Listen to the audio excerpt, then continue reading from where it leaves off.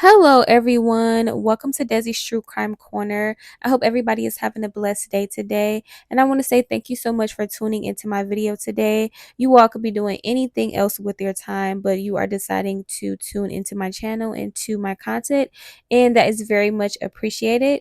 So, today we'll be covering the murder cases of Sharabia Thomas and Rashawn Brazil. Now, these are two African American teenagers who lived just 2 blocks away from each other in Bushwick, which is a neighborhood in Brooklyn, New York. Now, these two did not know each other. They didn't have any connection as far as being family or friends with one another, even though they did live in such close proximity to one another, coupling with the fact that both of their cases had a lot of similarities.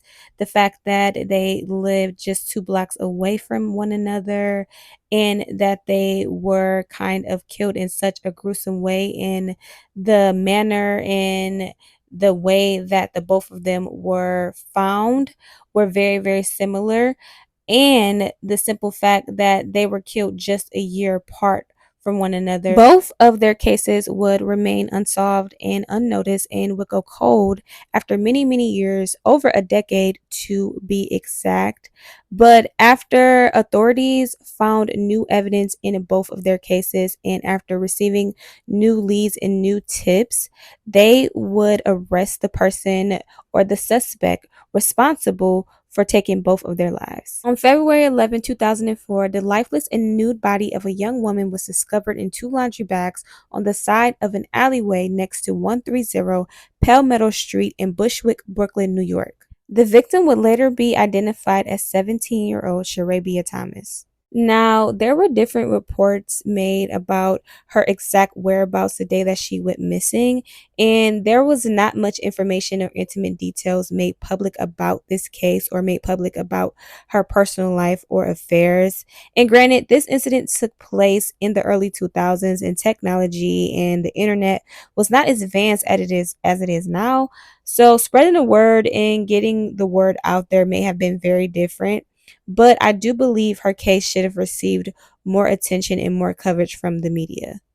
Like I said before, her exact whereabouts the day that she did go missing are unclear, because after doing some research, I did come across different reports from different databases about her exact whereabouts. So some databases did report that Sharabia was last seen alive the morning before her body was found, and she didn't attend school that day, but her siblings did leave for school. But others will report that she was last seen alive that morning before her body was found, and she did in fact go to school that day, and she was last seen alive on her way to school that morning, and she had plans on attending a school field trip that day. An autopsy was later performed, and the report would reveal that she suffered from blunt force trauma to the head, face, and torso, and she also had visible ligature marks on her wrists and ankles. Her cause of death was determined to be asphyxiation by neck compression, which is also, considered to be strangulation. Medical examiners would test for any further forensic evidence, such as DNA testing, and they also swabbed for any evidence of sexual assault. And after all of this testing, it yielded no results. Without any new leads, tips, or evidence in this case, unfortunately, Sharabia's case would go unsolved and cold for over a decade, until in May 2016, which is 12 years after her murder, authorities would receive a very helpful tip from a person claiming to be a former neighbor of Sharavia, but would later be identified as the victim's sister. Obviously, the tip that was given was very helpful and useful to this case, because it caused authorities to take a look at the forensic evidence in the case. And in June 2016, a month later, the DNA recovered from up under Sharavia's fingernails was retested, and a full male profile was developed from DNA discovered from up under multiple nails from both of her hands. And after the DNA was retested and a full male profile was developed, it was uploaded to the National DNA databases, which is also maintained by the FBI.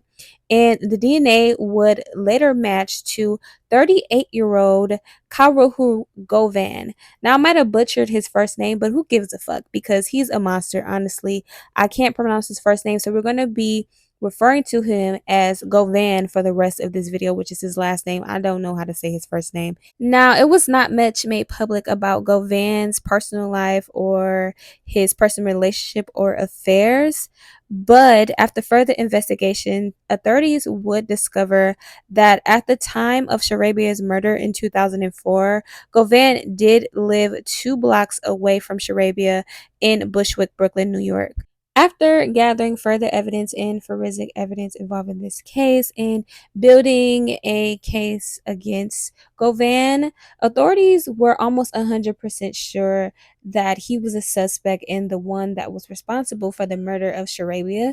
So in November 2016, a few months after the DNA was retested and after a full profile of this man was made in the National DNA database system, NYPD detectives flew out to Florida to arrest Govan as he was about to be released from a Florida state prison. Now, he had been serving time for a armed robbery that he committed and was charged for 2 years prior in 2014. And he was actually literally about to be released before NYPD detectives arrested him again and extradited him back to Brooklyn, where he was charged with second-degree murder. Detectives will also search his jail cell just to see if they could find any further evidence or anything that could tie or connect Govan to the murder of Sharabia Thomas. They had enough evidence to, arrest him and convict him for her murder, but they just wanted to see if they could find anything else that could, be helpful to the case. And when they did do their search, they found in his belongings a notebook that contained a drawing or a sketch of a chair like device designed by him specifically. And basically, this drawing was just a sketch of a chair like device that was some kind of sick torture chair that was meant to restrain women or men or any innocent suspect that he can come across with his sick ass during sexual encounters. And if you guys remember, like I said before, when medical examiners did perform their autopsy report on Sharabia Thomas, they were able to find ligature marks on her wrists and on her ankles. And the ligature marks that they were able to identify were a match to the restraints in the sketch. I couldn't imagine going through what this young woman must have went through in the last moments of her life. And I just want to point out how brave this innocent young woman was and how she obviously fought for her life. The fact that they were able to find, his DNA up under her fingernails just proves that she was fighting this man and she was not going out without a fight, and she tried her best to fight this man off of her, and that speaks to her character and how brave she was. And eventually, her braveness and her fighting this man off was key evidence. His DNA being under her nails helped solve this case. So she helped solve her own case, and even the victim's sister, Sharabia's sister, Shania, described her sister as a fighter during the hearing in court. But little did he know, my sister was a fighter. You definitely picked the wrong person. Words cannot express the pain and anguish my family and I have endured since my sister's death. The fact that someone like you can take the life of a human being with no regard is unimaginable. The case will go to trial, and Govan would plead not guilty to the murder of Sharabia Thomas. And he stated during a hearing in court that he was an innocent man. And even though at the time of the murder in 2004, she lived just 2 blocks away from him, he did not knowing the victim at all. His defense attorney would downplay the forensic evidence or the DNA evidence found in this case, and Govan would claim that he was being framed for this murder. The trial would last nearly 2 years, which I knew had to be very hard for her family to deal with and endure, on top of her being murdered. And I just hate that these fucking cowards, and as we see many times in cases similar to Sharabia's, where they'll put the family members of the victims through these long trials knowing that they are guilty, especially in cases like these where they have forensic and DNA evidence against his ass. And as we all know, DNA does not lie. While on trial for Sharabia's case, and while waiting for his sentence for Sharabia's case, in 2017, Govan would be charged with another murder, which would be a murder that occurred in 2005 involving a 19-year-old boy by the name of Rashawn Brazil. 19-year-old Rashawn Brazil was born in 1986, and he also lived in the Bushwick neighborhood in Brooklyn, New York. All of Rashawn's loved ones described him as a very upbeat and outgoing person. He was always dancing, he was always happy, he always made everybody around him happy. He just had such good energy. He was a very happy spirit.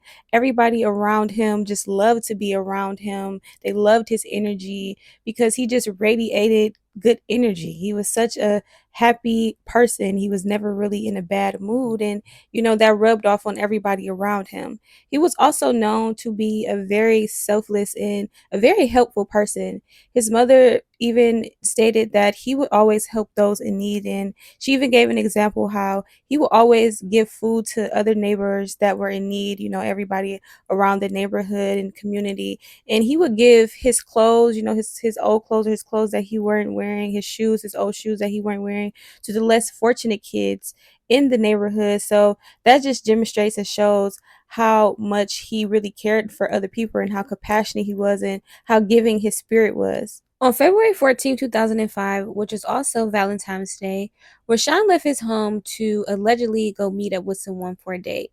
Now, when this case, broke out there to the local public, and it, hit the news or whatever, or news articles were covering his case, they did put out there the narrative that he went to go meet up with someone for a date, and that was, his whereabouts that day. But after further investigation and after authorities did more digging into this, they would discover that there was no proof or evidence of this date even happening. In fact, Rashawn's mom, Desire, would even tell detectives that her son had plans on meeting with his accountant for the upcoming tax season, because this happened around February, and if you know when tax season is, and it's definitely the beginning of the year. So he was meeting up with his accountant to see about his taxes, and I don't blame him because I see about my taxes every year, for the upcoming tax season. And he was also finding places for him to leave his resumes. She also stated that after this, he had plans on meeting up with her for lunch that day. However, the last time that she would see her son alive was around 7:30 a.m. that morning on February 14, 2005.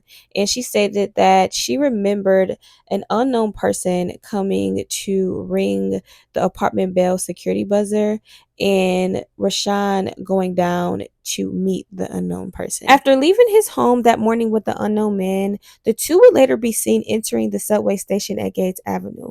Now, there were also reports from witnesses nearby stating that both Rashawn and the unknown man exited at the North Strand station in Bedford-Stuyvesant. And this would be the last time anyone would ever see or hear from Rashawn. His mother, Desire, stated that After he missed their lunch date, she wasn't too worried about her son because, like I said before, Rashawn was very outgoing and he had a lot of friends. And she stated that he would often get caught up with hanging out with his friends and get distracted with that. And he would often spend the night at his friend's house. So she wasn't too worried about his whereabouts in that moment. But a couple days would pass by and she still wouldn't hear from him. And after a couple days of no word from her son, she definitely began to get worried and she had a feeling that something was not right about this. Her and Rashawn were best friends, and it was no way that even if, he would get caught up with his friends and spend the night out sometimes, that he would go days without even contacting her or letting her know that he was okay or even coming back to the house. So she definitely knew that something was not right with this. So she filed a missing report for Rashawn at a local police station. But sadly, 3 days after Rashawn went missing on February 17, 2005, his torso, legs, and one arm was discovered inside of trash bags in an A-line subway tunnel between the North Strand Avenue and Franklin Avenue stations. These remains were found near an emergency exit between the southbound tracks and the tunnel wall, and nearby a black and beige colored tool bag with tools inside was found that had the word rooster on it. And after this bag was tested, Rashawn's blood was found on it. The discovery of this particular bag was the very first huge lead in Rashawn's case because after authorities or detectives did further investigation or did more digging into this, they would find out that these bags were a prototype sold exclusively to the Metropolitan Transportation Authority in 2001, which was years prior to Rashawn's murder, and it was only 15 of these bags ever created or made. A few days later, on February 23rd and 24th, more remains that were proven to belong to Rashawn were found at the Humboldt Street recycling plant in Greenpoint, Brooklyn, which was also later destroyed by a massive fire in 2014. Now, these remains that were recovered was also found inside of trash bags, and this time his other arm and hands were discovered, but his head would never be recovered. The further examination on the remains that were found, medical examiners stated that they were able to determine that the person responsible for this knew anatomy because this person made very precise cuts, and any, regular person that didn't attend medical school or wasn't aware of how to make these certain cuts would not be, would not be sure, and they would not be able to do this without the proper teaching or the proper training. So they were able to determine that this person knew anatomy and might have worked in the medical field at some point. And they also believed that the weapon used to dismember Rashawn was an industrial grade saw, which, might I add, is very gruesome and very, very sick. And anybody who can dismember anybody's body parts, let alone just kill anybody in general, but dismembering their body parts, anybody who can sit through that and actually do that and have the mental capacity to do that and then dispose of their body parts is just not right in the head. They obviously are sick and they obviously have mental issues. At the time of the murder in 2005, Govan lived across the street from Rashawn and his mother. Now, Rashawn was a member of the LBGTQ community and was a open bisexual young man, and he seemed to be very happy with his sexuality and very comfortable with who he was as a person. However, apparently, Govan was a very religious man, a Jehovah's Witness to be exact. It's believed that he had a very strong hatred or dislike towards homosexual people. And according to the beliefs that he had, being gay was some type of curse or an abomination. Govan was also believed to be related to Rashawn in some sort of way. Now, I wasn't able to find any proven facts or anything that shows that he was definitely a part of their family bloodline or they shared the same blood or anything of that nature. But he was definitely close to the family, close enough, to the family where they could refer to him as their cousin or refer to them as a family member, even though he's not related to them by blood. if you are aware, if you're in the Black community, you're definitely aware that sometimes it's might be a family friend or somebody that your family has known for many, many years, that you refer to them and their kids or their family as family just because you guys have known each other for a long time. So that's very common in the Black community. So that could have been definitely been a possibility there. Now, Govan's lying ass would of course deny knowing Rashawn or his mom or anyone in his family. But just like every other allegation that this man made or every other thing that came out of this man's mouth, this was a lie, because Rashawn's mother would state that he had actually been inside of their home before, and he also attended Rashawn's funeral and went as far as signing the guest book. I don't know about you guys, but I don't tend to attend anybody's funeral that I didn't have a relationship with, or I didn't know, or I didn't have any type of feelings towards, in general. I don't tend to go to people's funeral that I did not know. That is very rare, and a lot of people do not do that. You usually don't go to pay your respects for someone that you never met or you don't know. So that's definitely weird, and I definitely do not believe him when he said he does not know their family at all. Rashawn's family and friends would later state that besides the very few initial newspaper articles that were published, there was not any coverage from the media surrounding Rashawn's disappearance or his murder, even though his murder was one of the most cruel and gruesome murders that the Bushwick neighborhood had ever seen. In all of the cases that I researched regarding my people, which is African American people, this is a very common thing where our cases does not receive coverage from the media, and it doesn't receive attention from the media. It's like our cases just go unnoticed every single time. It doesn't matter how the details, how gruesome the details are surrounding that person's death. It doesn't matter how suspicious the details are surrounding that person's disappearance. It's just like our cases are not a high or top priority, and it's very, very sad.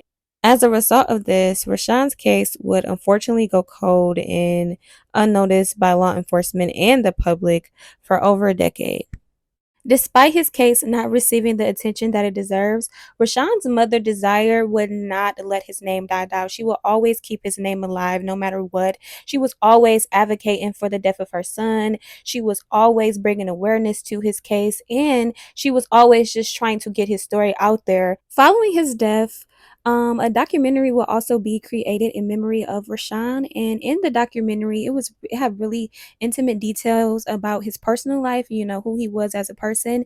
It was involving his family and his friends, all of his loved ones and everyone who loved him. They were in the documentary, and they were just, explaining, who he was as a person, and, just sharing their memories that they had with him. So it was really wholesome to watch, but it was also really sad to watch because as they got into the details of his murder and, the day that he went missing and things like that, it does get really, really sad. But I do believe that this documentary did help bring some type of awareness to this case, and help bring a different outlook on who he was as a person. The media may have just paint him out as some teenage gay young Black guy, and the documentary showed that he was more than his sexuality. He was a very good, fun, loving, outgoing guy that was loved, and he has so many more years left on this earth, and he did not deserve to go the way he did. Well, he was a little kid, but I was acting like I'm a little kid. Sean! Everybody wanted to be a part of this man. There's so much things that I can remember about my brother. The life of the party. Rashawn definitely was like the life of the party. He was just so funny. He was cool. I was always around him. He was my childhood friend that I really cared about. He just loved everybody. He was a bright young man with a very promising future. I literally was like, no, this can't be happening. I said, I don't want to start crying. The way my brother was killed, I just don't understand that. I don't know how a person can do that to another person like that.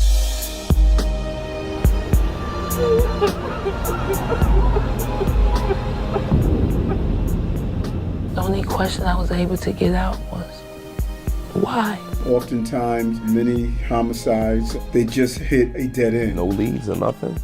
Y'all don't know nothing. It's been 5 years. I am now questioning, well, how much did they know? And why has everybody dispersed? He knew his killers. He knew that. A scholarship memorial would also be established, providing a tribute to Rashawn Brazil. And I'm not sure, or I don't believe that this is still active at this time, but around this time, it was very successful and it was being rewarded each year. After charging Govan with the murder of Sharabia, authorities began to research other murder cases that were very similar to Sharabia's case in the Brooklyn area, just to kind of see if they could connect Govan to any other unsolved or cold cases in the area. And this is when they came across Rashawn's cold case. Now the only information that they would make public, or the only evidence that they stated that they found, was the fact that he had been related to Rashawn and he lived across the street from him at the time of his murder, and his dislike for homosexual people was the only information that authorities made public as to why he was charged with the murder of Rashawn. I do believe that they did find other substantial evidence, because they will obviously need more evidence to charge this guy, as they were able to charge him.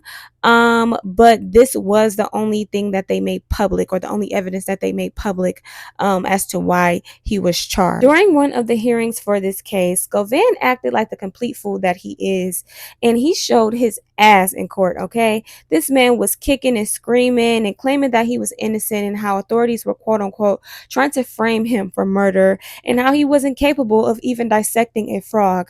I guess he stated this to try to imply or allude to the fact that he wouldn't even be capable of dismembering these victims, because he's not even capable of dissecting a frog or even cutting up an animal. Basically, I guess that's what is the point that he was trying to make when he stated this, even though his DNA was found under Sharabia's fingernails. As I said before, I do believe that authorities were able to find important evidence regarding this case that weren't made public, because there was obviously enough evidence for them to charge him.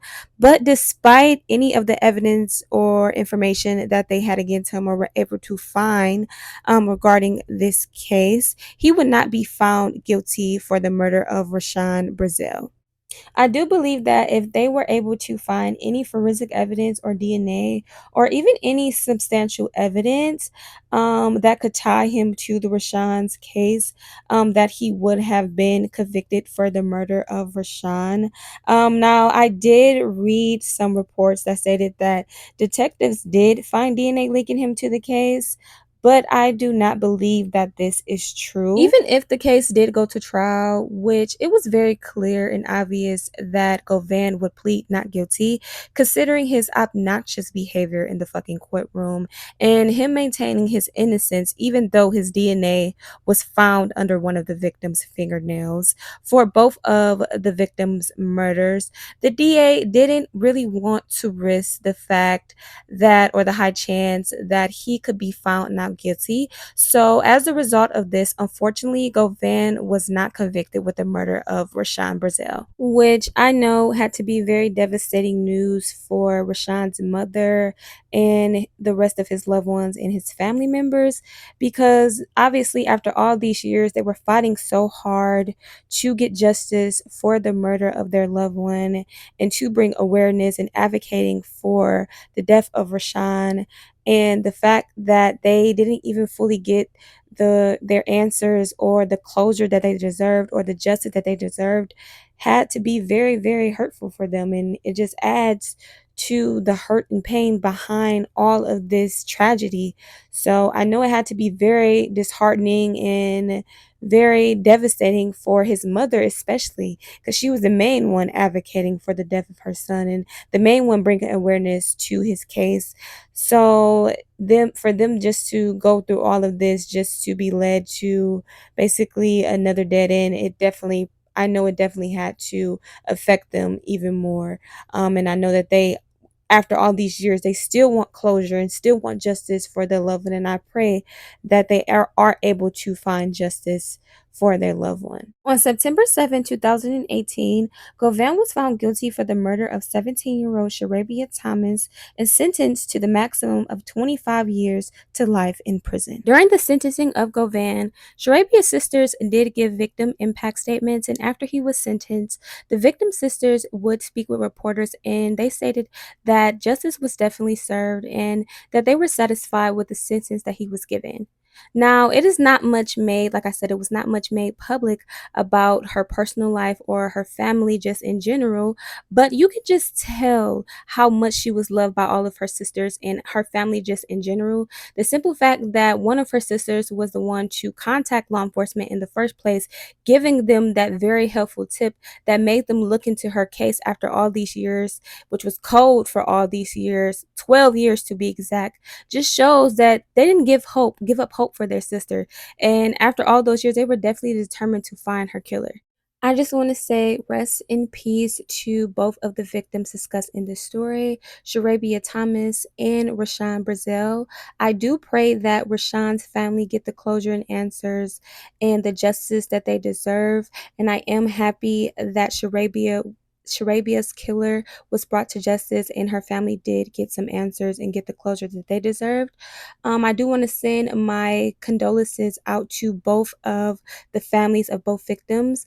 I couldn't imagine dealing with this. I couldn't imagine dealing with this type of pain and this type of grief and losing someone so close to you in such a gruesome way and having to have this whole thing, this trial, and having to deal with this traumatic situation just in general for years on top of years and going years on years on years without answers for your loved one. I couldn't imagine going through that. I couldn't imagine the pain that this family had to endure. Both of their families had to endure.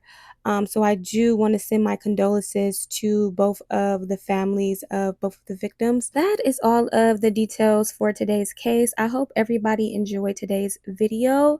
And if you guys do have any thoughts or opinions or just any comments that you want to make, you guys can definitely leave those in the comment section down below. Again, thank you so much for tuning into my video. You can be doing anything else with your time, but you decided to tune into my video. Is definitely appreciated. Please do not hesitate to like, comment, and subscribe. I appreciate you guys so much, and thank you so much, and I'll see you guys for the next video. Bye.